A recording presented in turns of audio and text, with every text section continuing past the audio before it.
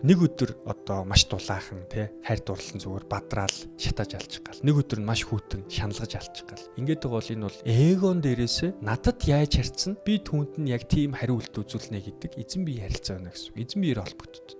Тэрийн харилцаа бол харьцангуй өвдөлт ихтэй токсик харилцаа шүү дээ. Сүнсэн бие уг нь хүнд мэдрүүлээд идэг. Энэ л чиний хажууд амгалан чамайг амгалан байлгах тий. Энэ л чиний сүнсийг чинь баясгах, сэтгэлийг амар амгалан байлгах. Тийм хүн шүү гэд ингээд мэдрүүлээд хад бид нар яадаг вэхээр ялангуяа залуучууд наадах чинь юм тийм, гадаад үзмжийн юм тийм ажил карьер байхгүй гэд гадаад шинжийг нь хараад голоод идэг. Уг нь бол сүнс юуг нь харж идэг вэхээр уг хүнийх нь тэр хувь тавилан, хувь зохиолыг харж л идэг юм байна л. Манайхан болохоор засмал зам дээр хөвтчихэл заяаны хан зам дээр гэл зураг стори татдаг шүү дээ тий. Гэтэл тэр хувь зохиолын зам дээр байна. Ид шид буугаад ирсэн. Үлгэрийн юм шиг мэдрэмжүүдийг авч байгаа. Тэр тохиолдолд хүний зүрх сэтгэл нээлттэй баг. Хүний сүнс хүчтэй баг. Тэр тохиолдолд юм болгоныг байгаагаар нь хүлээн зөвшөөрч авах дотоод нөөц хүчтэй байд. Тэр тохиолдолд жинхэнэ өөрийнхөө нөгөө заяаныхаа тий энэний хувь тавилан тий миний хувь тавилан хоршоод байна гэдгийг мэдрэмжэндээ буюу сүнсэндээ хараад холбогдох боломжтой л юм л та. Тэгэхээр заяаны хань гэдэг бол угаасаа байж л идэг, холдож чаддаггүй, холдохоор хамаг амьдралын утга учир хоосорчод идэг. Тийм л хүний нөгөө амьдралын хамтрагч л болчиход байгаа.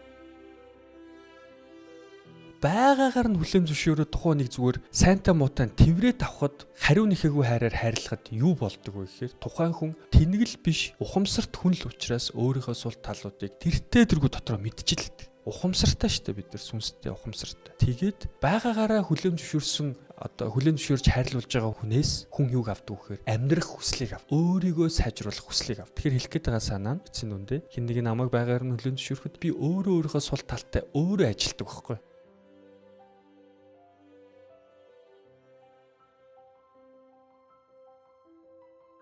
Ер нь яг жинхэнэ хайр гэж байд юм.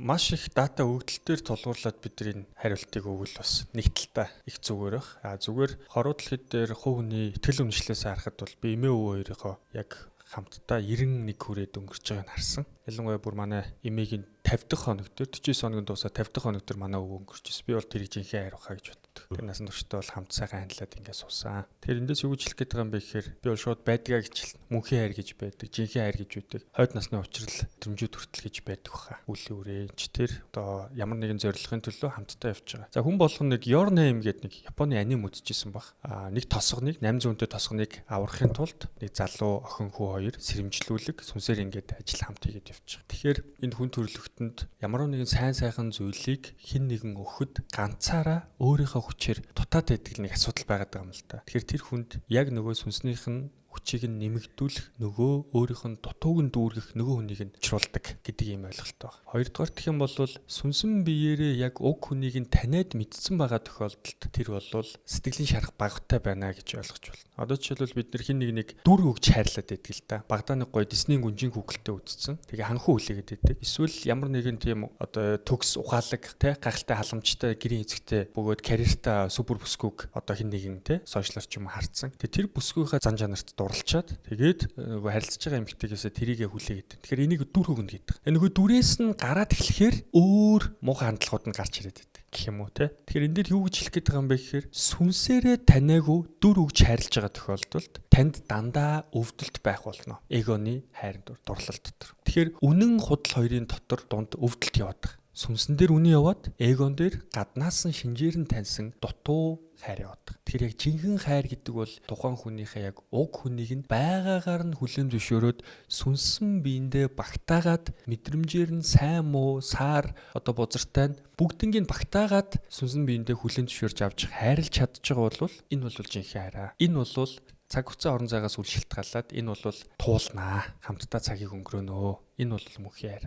Гэтэл бид нэр хин нэг үнд дүр өгч хайрлаж байхдаа яадаг вэ гэхээр өөрийнх нь хүсэж байгаа дүрээс гараад ирэхээр өөр зүйлийг тухайн хүнээсээ нөгөө зүйлээ шаардаад эхэлдэг. Дүрээ шаарддаг. Чи тийм байх хэвээр. Манай аав тэгдэг. Би ийм ах нарын дунд өссөн. Зүр байгаагаар л хайрлаач те. Тэгэж өөрсдийнхөө амьдралыг хоёр талаас зовлон болгож явах гэдэг.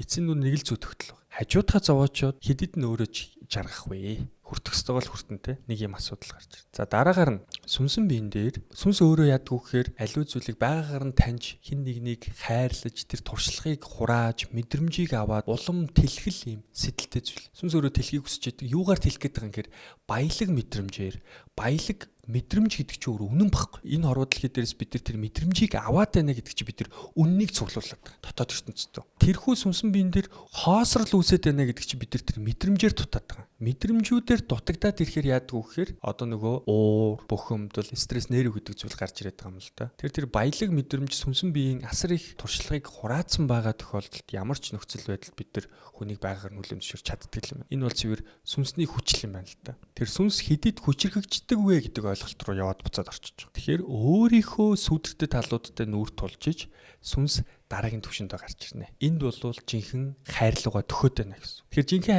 хайрлууга төхөөд байна гэдэг чинь тэр нэг хүнч жинхэнэ хайр бас биш юм байна л да. Хин нэгэн хүн гарч ирснээр одоо тэрнтэйгэл явц цав нийлээл ингээ явцдаг ийм зүйл биш, ойлголт биш юм байна. Нөгөө дурлалдаг хоёр хүн хоорондоо. Тэгэхээр тэнд бол эд шид бууж ирдэ шүү дээ, тий. Үлгэрийн мэт санагддаг. Энд юу явж байгаа юм гэхээр Венус буюу сугар гаригаас бидэрт цоо бадрахын энерги буюу Грекийн домгоор Афродита, Ромын домгоор Кюпид, номсон барьсан дурлалын бурхан байдаг шүү дээ, Кюпид гэж. Төвд монголчсон одоо төвдөр бол урлагийн янжинлан бурхан сугар гаригийн буучирч. Тэр бол хүний амьдралыг үлгэрийн мэт ингэж авч явах ийм энергийг хүнд өгдөгөө гэж үлгэрийн мэт мэдрэмжийг өгдөг.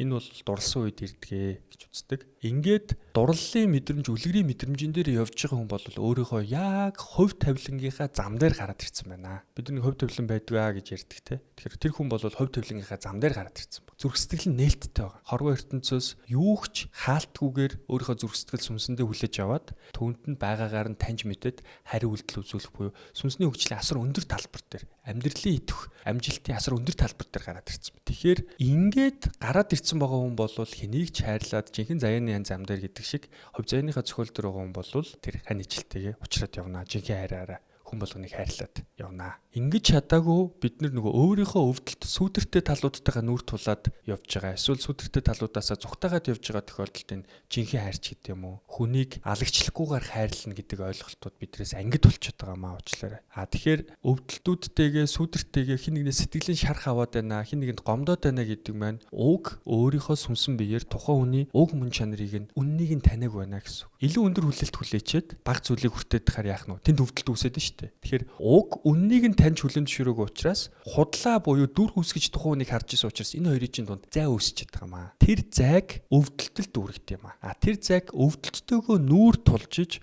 сүнсэн биений тэлэлт хийж хүчрхэгжүүлжиж тэр худлаас үнэнд очиж бид нэр тэр асуудлыг шийддэг гэсэн. За тэгэхээр яах нь вэ? Жинхэнэ хайр байхгүй тохиолдолд тэнд өвдөлт байдаг. Өвдөлт байгаа тохиолдолд бидний толгой ажилланаа. Чи тэгвэл би ингэн. Ингүүл би тэгнэ. Ингээ харилцсан те. Хилцэр гэдэг нь шүү дээ. Тэгтэл өрх бүл гэдэг буюу өр зүрхээ нээж харилцах хэвээр бидний сүнсний орон зай байхгүй. Нээлттэй орон зай, зүрх сэтгэл нээлттэй байх орон зай. Өрх бүл гэж нэрлэдэг. Гэтэл хилцэр хийгээд байна гэдэг маань өөрөө бид нэр зүрх сэтгэлээ нээж жинхэнэ хайрынхаа зам дээр бас тодорхой хэмжээнд гарахад өөр өөртөө ажиллах замнал дутуу байна. Тэнгүүд энэ дээр яг ийм зүйл ярьж яхад зарим хүмүүс шилдэг. Тэгээ би өөрчлөгдчихлөө. Тэр өөрчлөгдөхгүй бол яах юм бэ гэд. Яахыг нь та өөрөө эхлээд өөрчлөгдчихэд үр дүнгээрээ харж болно гэж би хариулдаг л та. За энэ хүн хань яагаад зам дээр байт юм бэ? Тэгэхээр нөгөө тэр зам нь их чухал байгаа даа шүү дээ. Аль зам дээр? Манайхан болохоор засмал зам дээр хөвтчихэл заяаны хань зам дээр гэл зураг стори татгаа шүү дээ, тий. Гэтэл тэр хувь зохиолын зам дээр байна. Ид шид буугаад ирсэн. Үлгэрийн юм шиг мэдрэмжүүдийг авч байгаа. Тэр тохиолдолд хүний зүрх сэтгэл нээлттэй баг. Хүний сүнс хүчтэй баг. Тэр тохиолдолд юм болгоныг байгаагаар нь хүлээн зөвшөөрч авах дотоод нөөц хүчтэй байд. Тэр тохиолдолд жинхэнэ өөрийнхөө нөгөө заяаныхаа энэний хувь тавилан миний хувь тавилан хоршоод байна гэдгийг мэдрэмжэндээ буюу сүнсэндээ хараад холбогдох боломжтой л байгаа юм л та. Тэгэхээр заяаны хань гэдэг бол угаасаа байж л байдаг, холдож чаддаггүй, холдохоор хамаг амьдралын утга учир хоосорчод байдаг. Тийм л хүний нөгөө амьдралын хамтрагч болчиход байгаа. Тэгэхээр тэр зам нь бол бидний өөрийн сүнсэн биеийн хөгжлөө хийгээд сүнсэн биеийг хүчрхэгжүүлээд хувь зохиолынхаа зам дээр гарч ирснээр бий болдог байна. Хайр дурлалын ард сүнсний харилцаа явж гинэ үү? Угаасаа дурлал бол өөрөө хүний зүрх сэтгэлийн мэдрэмж шүү дээ, тий. Гэхдээ энэ дээр бид нар нэг зүйлэн дээр алдах гэдэг.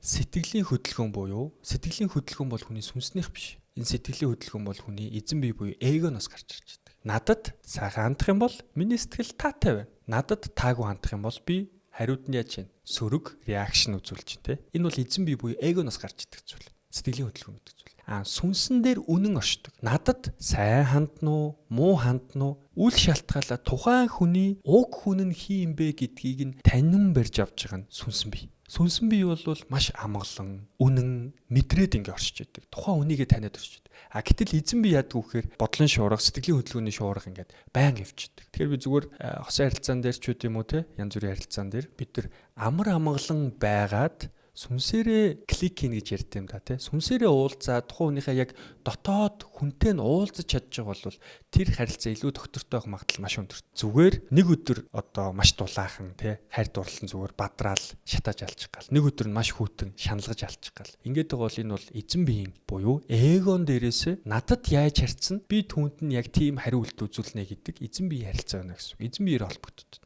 Тэр энэ харилцаа бол харьцангуй өвдөлтөгтэй, токсик харилцаа шүү дээ. Сүнсэн бие юуг нь хүнд мэдрүүлээд идэг. Энэ л чиний хажууд амгалан, чамайг амгалан байлгах тий. Энэ л чиний сүнсийг чинь баясгах, сэтгэлийг амар амгалан байлгах. Тийм хүн шүү гэд ингээд мэдрүүлээд хахад бид нар яадаг вэхээр ялангуяа залуучууд наадах чиний юм тийм, гадаад үзмжиний юм тийм ажил карьер байхгүй гэд гадаад шинжийг нь хараад голоод идэг. Уг нь бол сүнс юуг нь харж идэг вэхээр уг хүнийх нь тэр хувь тавилан, хувь зохиолыг харж л идэг юм байна л. Тэгэхээр сүнсэн биений тэлтийг хийж тэр өндөр дээрээс тухайн хүнийг харах нь аягүй чухал байгаа байхгүй. Тэгэхээр мэдээж хайр дурлалын мэдрэмж ороод ирсэн байгаа тохиолдолд хүний сүнс бол маш их тэлдэг. Сэтгэл хөдөлгөөн нь ч гэсэн эерэг болоод ингээд тэлдэг. Гэхдээ тэр сэтгэлийн хөдөлгөөн орж ирээд сүнс одоо баясаад тэлж гинэ гэдэг маань яг үннээр тэлэг байхгүй. Сүнсэн бие үнэн мэдрэмжээр. Тэгээгүй болохоор тэр дунд эргээд тэр хөөрөл буурахад өвдөлтүүд орчиж байгаа. Шаналлууд орчиж. Тэгэхээр тэр бол үнэн рүүгээ очих зам маань юм аа гэсэн үг. Сүнсний холбоос гэж байдгүй. Хоёр хүн холбогдсон байдгүй гэсэн үг тий.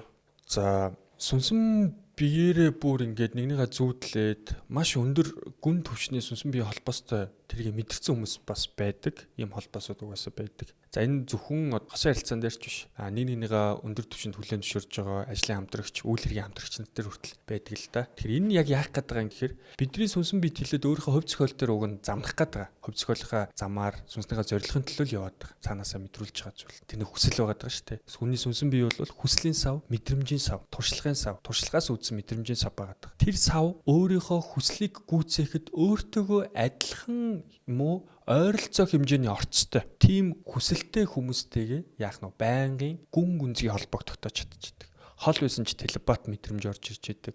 Нэг нэгнийхээ утасны дуудахаас өмнө санаанд нь орж ирж идэг ч гэдэм үү те. Эсвэл яг бодоод байж итэл нөгөөдх нь сайн хүн санаагаар хичээр дугаарлуун залгаж идэг ч гэдэм. Ийм сүнсний холбоосууд ингээд маш өндөр түвшинд байдаг. Энэ бол цаана та хоёрт явах ёстой, дуусгах ёстой замнал байна гэдгийн л илрэл. Тэгэхээр энэ дээрээс бас нэг зүйл гарч ирэх нь иймэрхүү сүнсний өндөр холбоотой хосууд тэр хийх ёстой ажлаа дуусгачаар тэгээд болчих юм уу гэдэг асуулт гарч ирнэ л дээ. Энэ бол бидний цэвэр сүнсэн биений тэлэлтээс шалтгаалдаг зүйл. Нэгэн сүнсэн биеийн тэлэхгүй хөгжихгүй байна гэсэн үг тийм оюун санааны мэдрэмжийн хувьд. Нөгөөх нь тэлээд хичээгээд ингээд яваад хахад тодорхой хэмжээнд тэр хоёр хүн нэг цэгээс эхэлсэн ч гэсэн хэсэг хугацааны дараа 3-4 жилийн дараа нэг нь маш өндөр түвшинд тэлээд нөгөөх нь сүнсний тэлэлт нь удаашраад байгаа тохиолдолд нэг нэгнээсээ уйдах тийм сэтгэлийн харилцаа хөндөрөх гэдэг ч юм уу ийм асуудлууд үүсдэг. Тэгэхээр энэ чинь хувь тавилан гэж байдаг л да. Хүмүүсийн амьдралд сүнсэн биен дээр хувь зохиол гэж байна. Тэрний юу гэхээр сүнснийх нь хүсэл зориг ерөнхийдөө ойролцоо орцтой хүмүүс нэг замаар яваад байдаг. За одоо жишээ нь нэг нэгэндээ маш их хайртай. Гэхдээ яг дотоод сүнснийх нь мэдрэмж нь нэг нь болохоор маш тийм хэрцгий хүнд ч юм уу те эсвэл экстрим амьдралын замналаар замнах гэдэг. Нэг нь болохоор арай илүү амгалан дүлгөөн зөөлөн. Тэгээ хамт байхаар ерөөсөө биеийн физиологийн хувьд болон гений хувьд болон гадаад шин чанарын хувьд төгс хослоод идэг хосууд байдаг боловч яг хувь тавилан дээрээ хослохгүй байгаад байгаа юм зүйлүүд байдаг. Тэгэхээр сүнсэн биений мэдрэмжээр үннийг нь таньж энэ харилцааг үүсгэхгүй болвол эргээд бид нар өөрөө үнтэйг нь үрт тулахын тулд асар их өвдөлт шаналлын замыг л тулгал ийм л зүй тогтолтой байдаг. Сүнсний хайр ихэр дүл гэж байд юм. За ихэр төлгээд нэг гоё юм яваад байгаа тийм Twin Flame гээд. За Америк нэгдсэн улсад Twin Flame бүр том одоо манайд нөгөө мөөний шашин гэдэг шиг том community cult үүсгээд Тэгээд бага хүмүүсээс 1000, 2000, 3000 доллар аваад тэгээд чиний сүнсний чинь нөгөө талыг олж өгнө гэд бага хүмүүсийг одоо хүмүүстэй суулгадаг юм гэр бүл болгодог юм community үүсээд тэр нь бүр scam болоод ингээ явсан асуудал байгаа л та л өөр бол. Ерөнхийдөө хүний сүнс өөрөө хин нэгний сүнсэнд татагдаад догдлоод болзоонд явж байгаа юм шиг догдлоод байна гэдэг маань тухайн хүнийхээ сүнсэнд татагдаад байна. Гэхдээ тодорхой хэмжээнд тухайн сүнсийг мэдрээд таниад авах юм авчаад хоёр тишээгээ өөрөөсөө хувьдвлангийнхаа замаар явах боломжтой. Энийг манайхан гэр бүлийн амьдрал зохиосныхаа дараа хайр дурлалтай андуураа явуулдаг. Энэ бол заавал тийм орон жилдээ орохгүйгээр зүгээр нэг эмэгтэйтэй танилцаад те.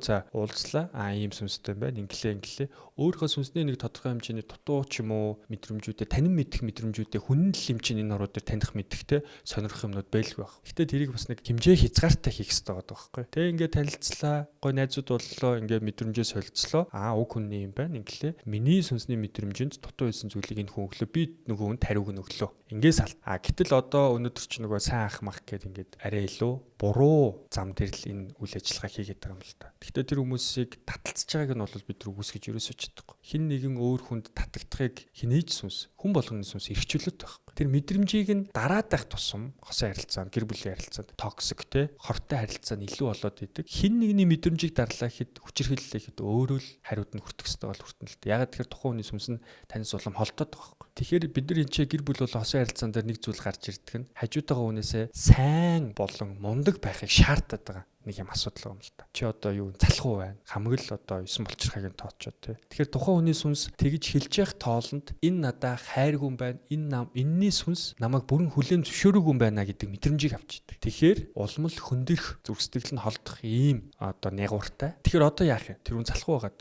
Гэтэл байгаагаар нь хүлээн зөвшөөрөө тухайн нэг зүгээр сайнтай муутай тэврээд авахд буюу жинхэнэ хайраар хайрлахад хариу нэхээгүй хайраар хайрлахад юу болдог вэ гэхээр тухайн хүн тэнгэл биш ухамсарт хүн л учраас өөрийнхөө сул талуудыг тэртээ тэргүй дотроо мэдчихлээ. Ухамсартай шүү дээ бид нар сүнстэй ухамсартай. Тэгээд байгаагаараа хүлээн зөвшөөрж хайрлуулж байгаа хүнээс хүн юуг авдаг вэхээр амьдрах хүслийг авдаг. Өөрийгөө сайжруулах хүслийг авдаг. Тэгэхээр хэлэх гээд байгаа санаа нь эцсийн үндэ хин нэг намайг байгаагаар нь хүлээн зөвшөөрөхөд би өөрийнхөө сул талтай өөрөө ажилтдаг байхгүй. Хизээч хин нэгэн миний сул талыг хиллээгээд би тэрийг амар мундаг ач холбогдол өгөөл те. Би тэр үнтэй зүгээр өрхбөл болж байгаа нь хайрлуулах гिचл сүнсний хувьд нэвтрэлцэх гिचл мэдрэмжийн хувьд чөлөөтэй байх гिचл тэр үнтэй гэр бүл болж байгаа шүү дээ. Тэрнээс би тэрүүгээр яаж амьдрахаа заалгуулмааргүй шүү дээ. Баггүй ер нь бол хүний сүнсний хэл бол юм бэ. Би чамд мэдрэмжээ дарангуулмааргүй байна. Тэгээ одоо хосын харилцаа гэр бүл тэгээ салалт араар тавилт гэдэг ингэ явж ийн л та. Араар тавилтын янз бүрийн сэтгэл зүйн подкаст юмнууд ингээд харж байхад араар тавьсан хүн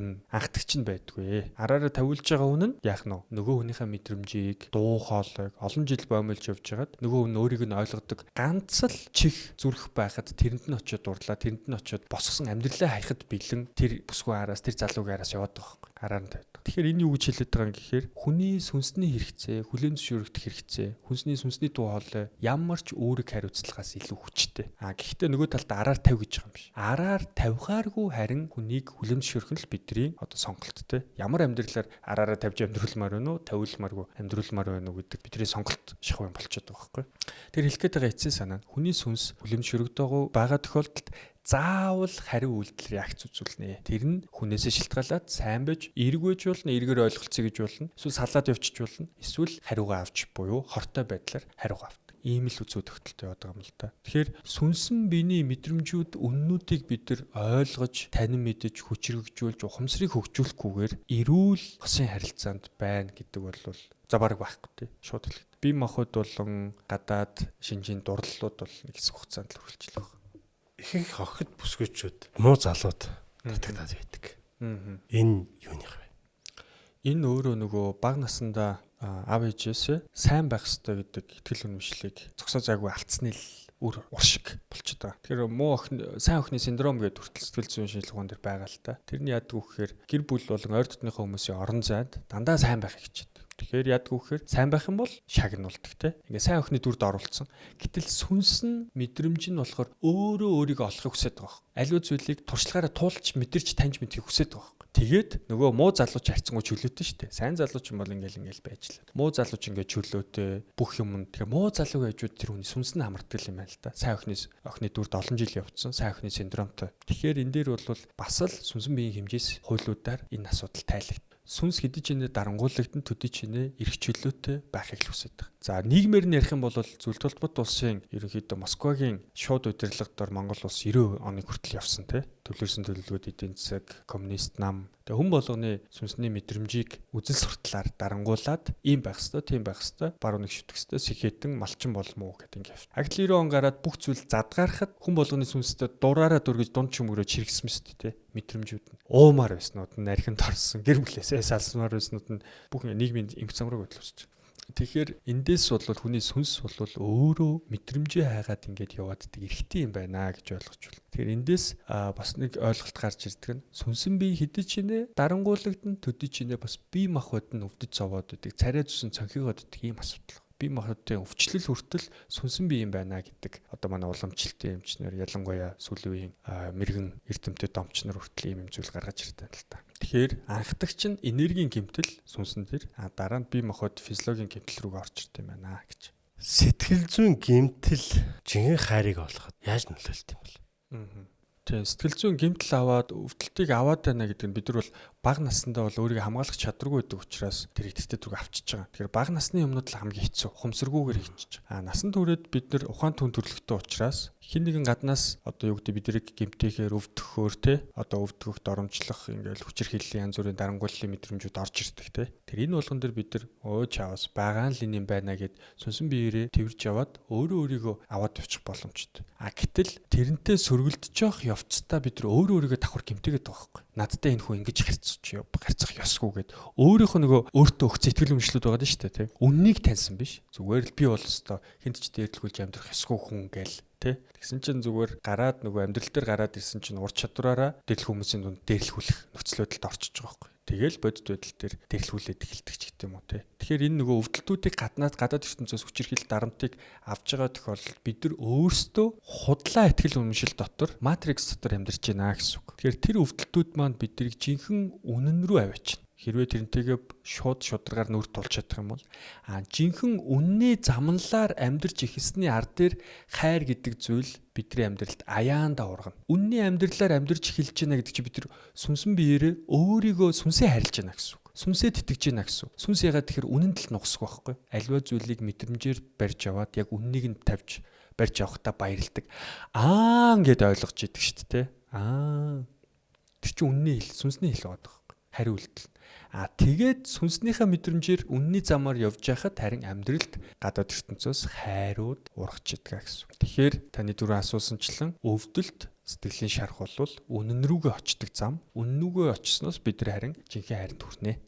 Хүний ер нь сэтгэлийн мөн чанар, сүнсний мөн чанар юу юм бэ? Ойлгоогүй зүйлээ хайрлах чаддгүй л дээ. Ойлгоогүй зүйлээ хэзээ ч хүлээн зөвшөөрдөг. За жишээ нь надтай нэг хүн 10 жилийн хүүхэд маань муухай харьцлаа. Эсвэл ажлын нэг залуу маань муухай харьцлаа. Тэнгүүд энэ П одоо яагаад ингэж байгаа гэвэл гэж байгаа байхгүй тий.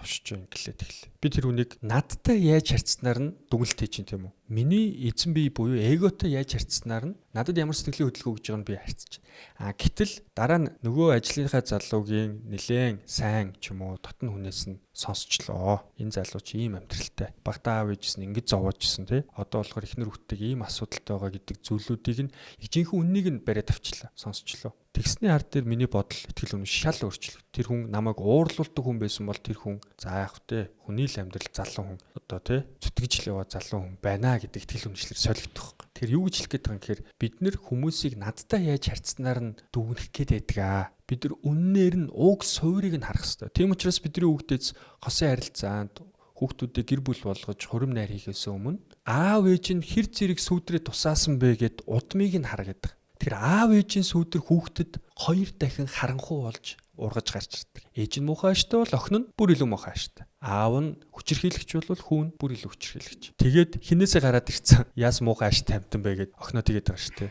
Өөрийнх нь сүүдэр байхгүй. Энэ бол нөгөө хүүхдийн хөгжлийн сэтгэл зүйдээр бас маш олон судалгаагаар батлагдсан л зүйд тогтолтой. Сүүдэр гэдэг нь муу талууд нь хүүхдтэр нь улам их гарч ирдэг. Тэр бидний мэрэгэн өвгдөөс бол өмнө нь өөрийнхөө сүдэрт талуудыг авч явахдаа тэрнтэйгээ нүүр тулаад хүний хүлээн зөвшөөрч чадчихсан учраас үр хөвгтүүдэд тэр сүдэртэй зүйлээ тусгаж явдггүй л байсан байгаа юм л да. Ядаж хэрүүлц одоо хүүхдээс хол хийдэг те.